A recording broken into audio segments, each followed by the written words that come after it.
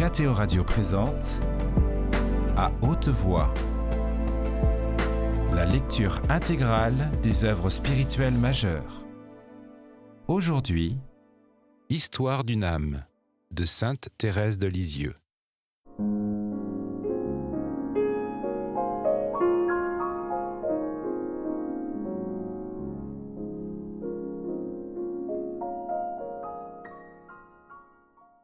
Je ne pouvais croire qu'il y eût des impies n'ayant pas la foi. Je croyais qu'ils parlaient contre leurs pensées en niant l'existence du ciel, du beau ciel, où Dieu lui-même voudrait être leur éternelle récompense. Au jour si joyeux du temps pascal, Jésus m'a fait sentir qu'il y a véritablement des âmes qui n'ont pas la foi, qui par l'abus des grâces perdent ce précieux trésor, source des joies pures et véritables. Il permit que mon âme fût envahie par les plus épaisses ténèbres, et que la pensée du ciel, si douce pour moi, ne soit plus qu'un sujet de combat et de tourment. Cette épreuve ne devait pas durer quelques jours, quelques semaines. Elle devait ne s'éteindre qu'à l'heure marquée par le bon Dieu. Et cette heure n'est pas encore venue. Je voudrais pouvoir exprimer ce que je sens, mais hélas, je crois que c'est impossible. Il faut avoir voyagé sous ce sombre tunnel pour en comprendre l'obscurité. Je vais cependant essayer de l'expliquer par une comparaison. Je suppose que je suis née dans un pays environné d'un épais brouillard. Jamais je n'ai contemplé le riant aspect de la nature, inondée, transfigurée par le brillant soleil. Dès mon enfance, il est vrai, j'entends parler de ces merveilles. Je sais que le pays où je suis n'est pas ma patrie, qu'il en est un autre vers lequel je dois sans cesse aspirer. Ce n'est pas une histoire inventée par un habitant du triste pays où je suis, c'est une réalité certaine, car le roi de la patrie au brillant soleil est venu vivre 33 ans dans le pays des ténèbres. Hélas, les ténèbres n'ont point compris que ce divin roi était la lumière du monde. Mais Seigneur, votre enfant l'a comprise, votre divine lumière. Elle vous demande pardon pour ses frères. Elle accepte de manger aussi longtemps que vous le voulez le pain de la douleur, et ne veut point se lever de cette table remplie d'amertume où mangent les pauvres pécheurs avant le jour que vous avez marqué. Mais aussi ne peut-elle pas dire en son nom, au nom de ses frères, « Ayez pitié de nous, Seigneur, car nous sommes de pauvres pécheurs. » Ô Seigneur, renvoyez-nous justifiés, que tous ceux qui ne sont point éclairés du lumineux flambeau de la foi le voient luire enfin. Ô Jésus, s'il faut que la table souillée par eux soit purifiée par une âme qui vous aime, je veux bien y manger seul le pain de l'épreuve, jusqu'à ce qu'il vous plaise de m'introduire dans votre lumineux royaume. La seule grâce que je vous demande, c'est de ne jamais vous offenser. Ma mère bien-aimée, ce que je vous écris n'a pas de suite. Ma petite histoire qui ressemblait à un conte de fées s'est tout à coup changée en prière. Je ne sais pas quel intérêt vous pourrez trouver à lire toutes ces pensées confuses et mal exprimées. Enfin, ma mère, je n'écris pas pour faire une œuvre littéraire, mais par obéissance. Si je vous ennuie, du moins vous verrez que votre enfant a fait preuve de bonne volonté. Je vais donc, sans me décourager, continuer ma petite comparaison au point où je l'avais laissée. Je disais que la certitude d'aller un jour loin du pays triste et ténébreux m'avait été donnée dès mon enfance.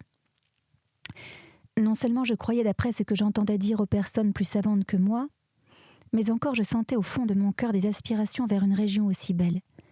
De même que le génie de Christophe Colomb lui fit pressentir qu'il existait un nouveau monde, alors que personne n'y avait songé, ainsi je sentais qu'une autre terre me servirait un jour de demeure stable. Mais tout à coup, les brouillards qui m'environnent deviennent plus épais. Ils pénètrent dans mon âme et l'enveloppent de telle sorte qu'il ne m'est plus possible de retrouver en elle l'image si douce de ma patrie. Tout a disparu. Lorsque je veux reposer mon cœur fatigué des ténèbres qui l'entourent, par le souvenir du pays lumineux vers lequel j'aspire, mon tourment redouble. Il me semble que les ténèbres, empruntant la voie des pécheurs, me disent en se moquant de moi : « Tu rêves la lumière, une patrie embaumée des plus suaves parfums ? Tu rêves la possession éternelle du Créateur de toutes ces merveilles ?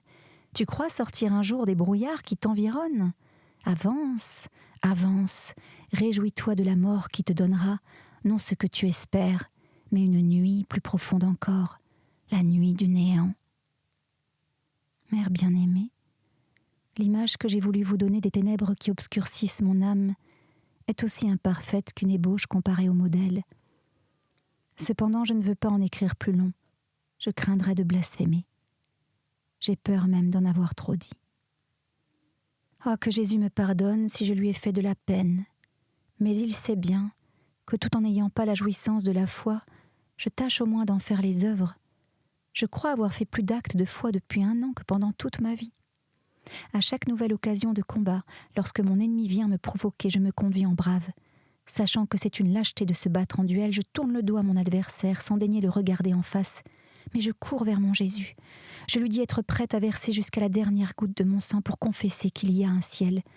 Je lui dis que je suis heureuse de ne pas jouir de ce beau ciel sur la terre, afin qu'il l'ouvre pour l'éternité aux pauvres incrédules. Aussi, malgré cette épreuve qui m'enlève toute jouissance, je puis cependant m'écrier « Seigneur, vous me comblez de joie par tout ce que vous faites. » Psaume 41. Car est-il une joie plus grande que celle de souffrir pour votre amour ? Plus la souffrance est intime, moins elle paraît aux yeux des créatures. Plus elle vous réjouit, ô mon Dieu.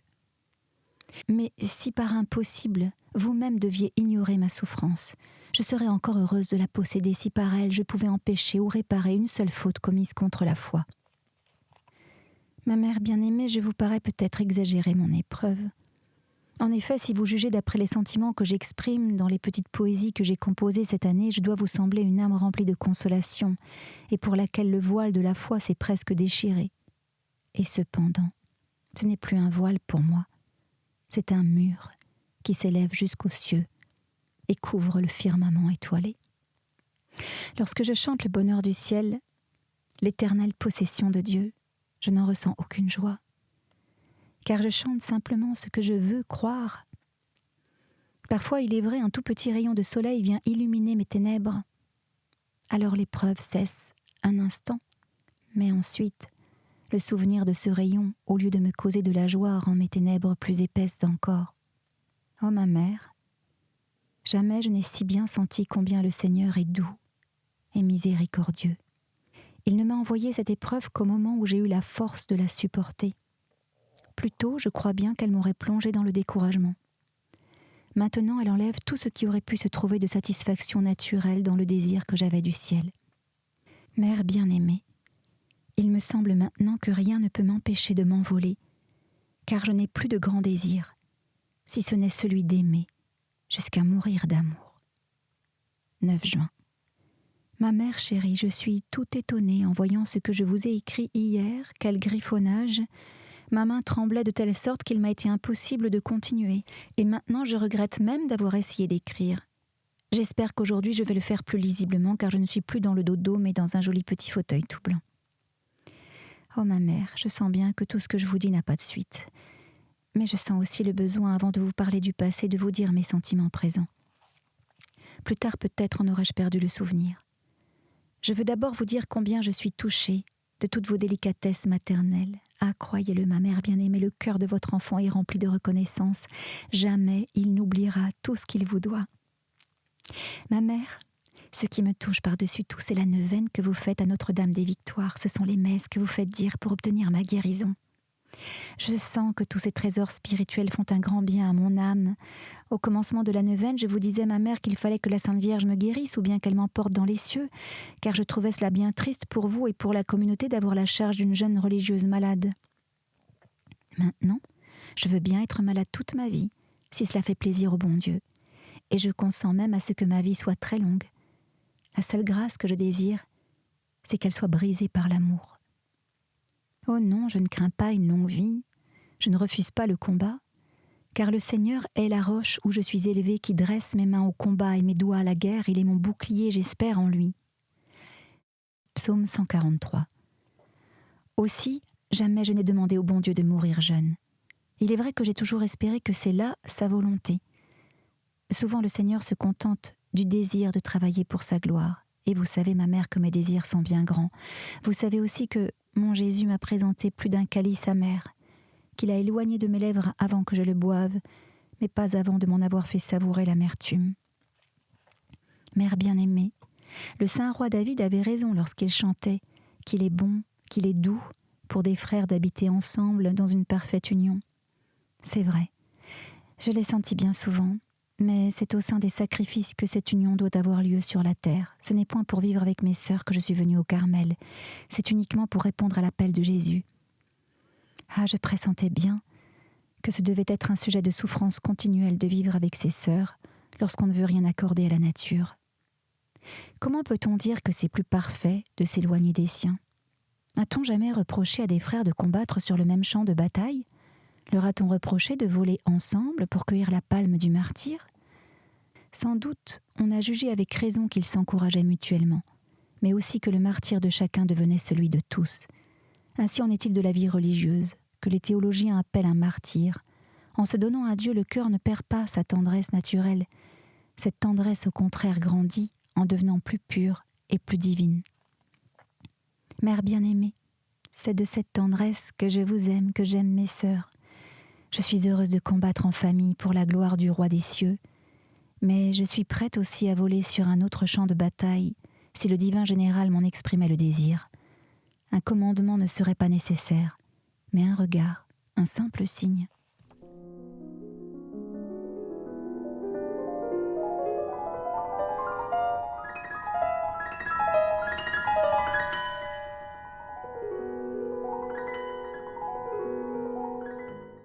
Depuis mon entrée dans l'Arche bénie, j'ai toujours pensé que si Jésus ne m'emportait pas bien vite au ciel, le sort de la petite colombe de Noé serait le mien.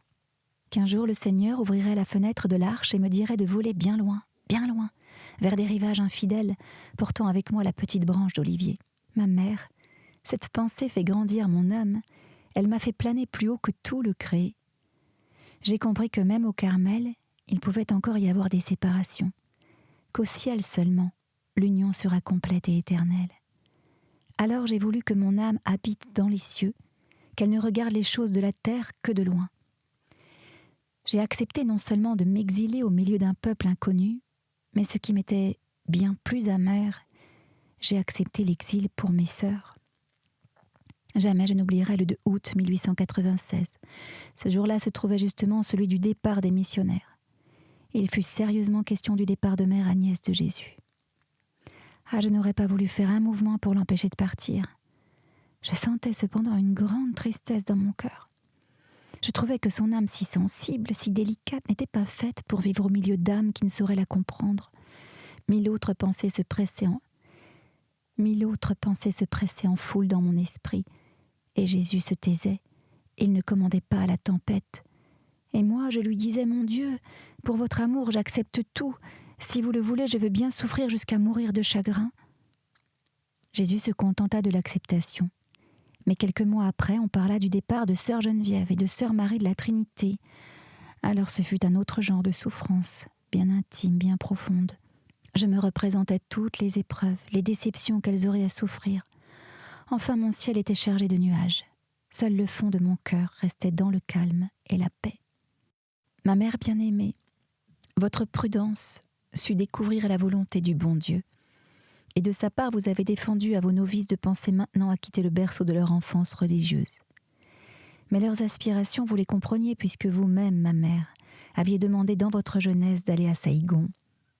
C'est ainsi que souvent les désirs des mères trouvent un écho dans l'âme de leurs enfants. Oh, ma mère chérie, votre désir apostolique trouve en mon âme, vous le savez, un écho bien fidèle.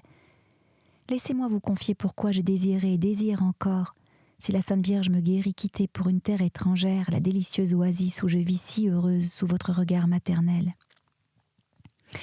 Il faut, ma mère, vous me l'avez dit, pour vivre dans les Carmels étrangers une vocation toute spéciale. Beaucoup d'âmes s'y croient appelées sans l'être en effet. Vous m'avez dit aussi que j'avais cette vocation et que ma santé seule était un obstacle. Je sais bien que cet obstacle disparaîtrait si le bon Dieu m'appelait au loin. Aussi je vis sans aucune inquiétude. S'il me fallait un jour quitter mon cher Carmel, ce ne serait pas sans blessure. Jésus ne m'a pas donné un cœur insensible, et c'est justement parce qu'il est capable de souffrir que je désire qu'il donne à Jésus tout ce qu'il peut donner. Ici, mère bien-aimée, je vis sans aucun embarras des soins de la misérable terre. Je n'ai qu'à remplir la douce et facile mission que vous m'avez confiée. Ici, je suis comblée de vos prévenances maternelles. Je ne sens pas la pauvreté, n'ayant jamais manqué de rien. Mais surtout ici, je suis aimée de vous et de toutes les sœurs. Et cette affection m'est bien douce. Voilà pourquoi je rêve un monastère où je serai inconnue, où j'aurai à souffrir la pauvreté, le manque d'affection, enfin l'exil du cœur. Ah, ce n'est pas dans l'intention de rendre des services au Carmel qui voudrait bien me recevoir que je quitterai tout ce qui m'est cher. Sans doute, je ferai tout ce qui dépendrait de moi, mais je connais mon incapacité et je sais qu'en faisant de mon mieux, je n'arriverai pas à bien faire, n'ayant, comme je le disais tout à l'heure, aucune connaissance des choses de la terre. Mon seul but serait d'accomplir la volonté du bon Dieu, de me sacrifier pour lui de la manière qui lui plairait. Je sens bien que je n'aurai aucune déception, car lorsqu'on s'attend à une souffrance pure et sans aucun mélange, la plus petite joie devient une surprise inespérée. Et puis vous le savez, ma mère, la souffrance elle-même devient la plus grande des joies lorsqu'on la recherche comme le plus précieux des trésors. Oh non, ce n'est pas avec l'intention de jouir du fruit de mes travaux que je voudrais partir. Si c'était là mon but, je ne sentirais pas cette douce paix qui m'inonde, et je souffrirais même de ne pouvoir réaliser ma vocation pour les missions lointaines. Depuis longtemps, je ne m'appartiens plus. Je suis totalement à Jésus. Il est donc libre de faire de moi ce qui lui plaira. Il m'a donné l'attrait d'un exil complet. Il m'a fait comprendre toutes les souffrances que j'y rencontrerais, me demandant si je voulais boire ce calice jusqu'à la lie. Aussitôt, j'ai voulu saisir cette coupe que Jésus me présentait.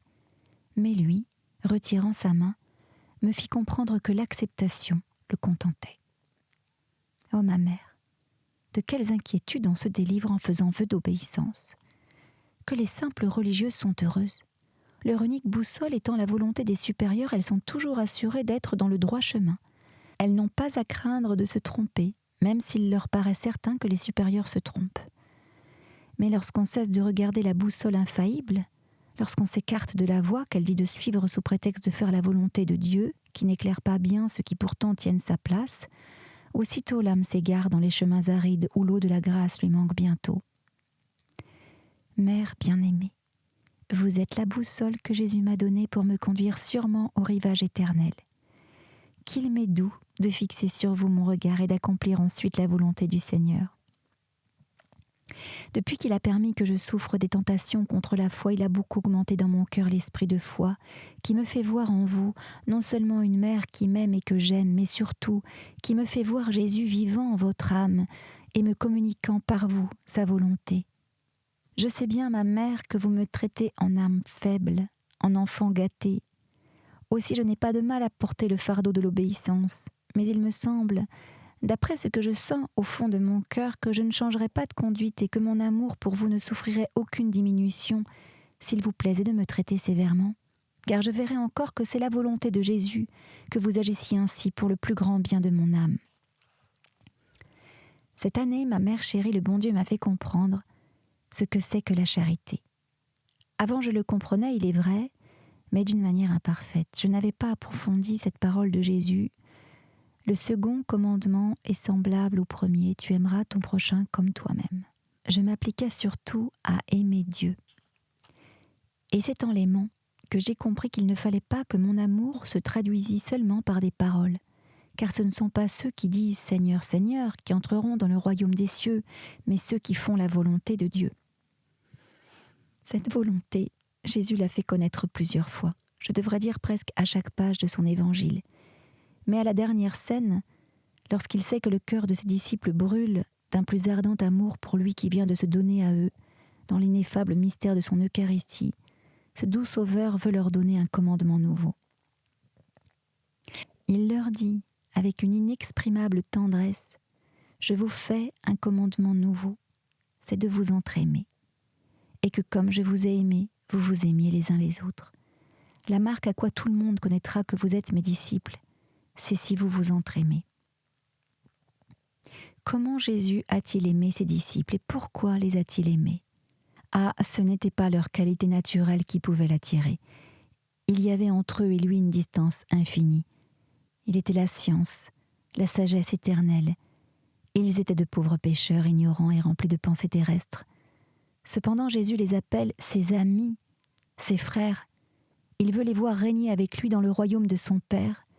Et pour leur ouvrir ce royaume, il veut mourir sur une croix, car il a dit « Il n'y a pas de plus grand amour que de donner sa vie pour ceux qu'on aime. »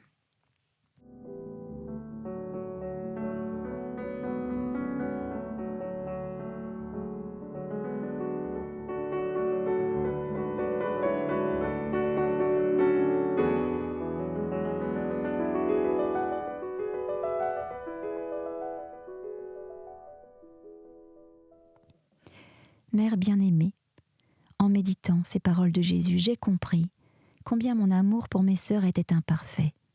J'ai vu que je ne les aimais pas comme le bon Dieu les aime. Ah, je comprends maintenant que la charité parfaite consiste à supporter les défauts des autres, à ne point s'étonner de leurs faiblesses, à s'édifier des plus petits actes de vertu qu'on leur voit pratiquer. Mais surtout, j'ai compris que la charité ne doit point rester enfermée dans le fond du cœur. Personne, a dit Jésus, n'allume un flambeau pour le mettre sous le boisseau, mais on le met sur un chandelier pour qu'il éclaire tous ceux qui sont dans la maison. Il me semble que ce flambeau représente la charité qui doit éclairer, réjouir non seulement ceux qui me sont le plus chers, mais tous ceux qui sont dans la maison, sans excepter personne.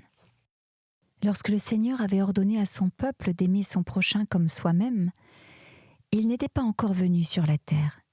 Aussi, sachant bien à quel degré l'on aime sa propre personne, il ne pouvait demander à ses créatures un amour plus grand pour le prochain.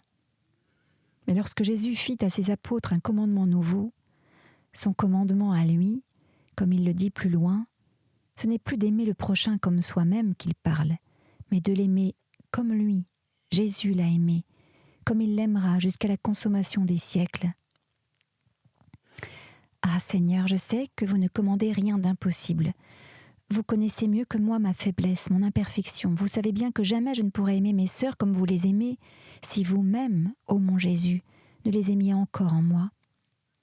C'est parce que vous vouliez m'accorder cette grâce que vous avez fait un commandement nouveau. Oh, que je l'aime, puisqu'il me donne l'assurance que votre volonté est d'aimer en moi tous ceux que vous me commandez d'aimer. Oui, je le sens.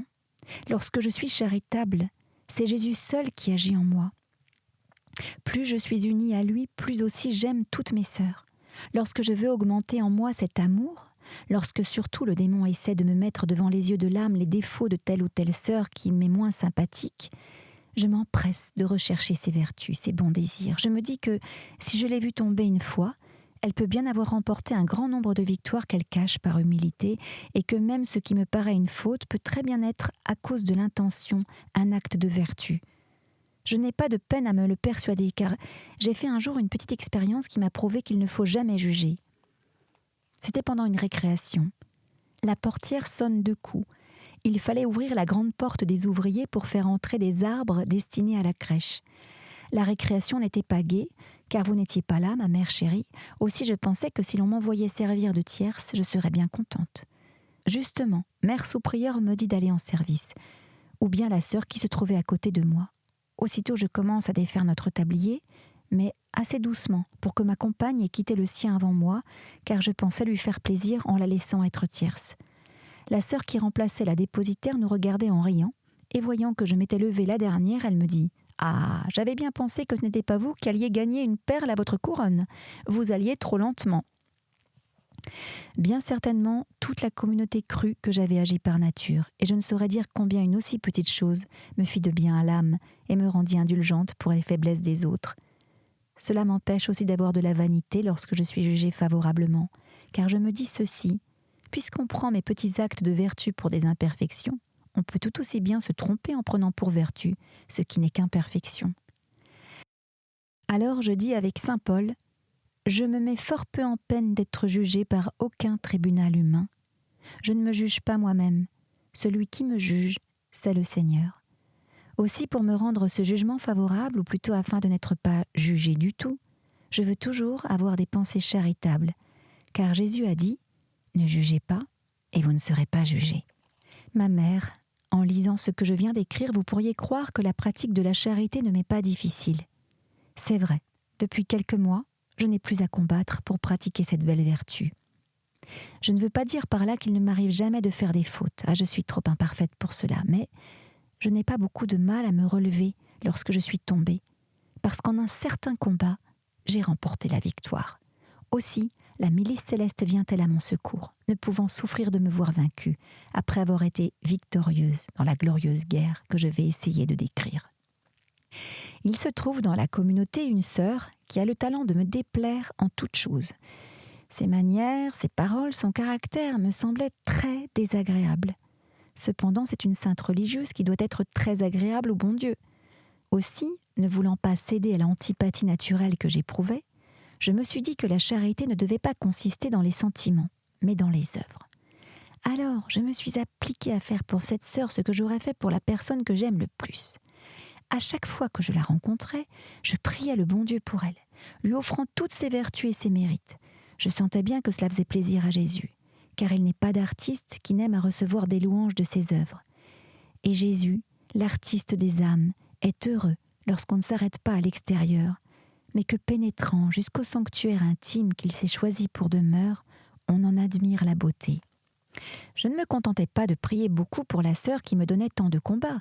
Je tâchais de lui rendre tous les services possibles et quand j'avais la tentation de lui répondre d'une façon désagréable, je me contentais de lui faire mon plus aimable sourire et je tâchais de détourner la conversation. Car il est dit dans l'imitation, il vaut mieux laisser chacun dans son sentiment que de s'arrêter à contester. C'était À haute voix, une émission de KTO Radio. Aujourd'hui, Histoire d'une âme. Lecture, Erhard von Meyer. Captation et réalisation, Gustave Schlicht et Thibaut Dagalier. Une émission disponible en podcast sur ktoradio.com ou sur l'application KTO Radio.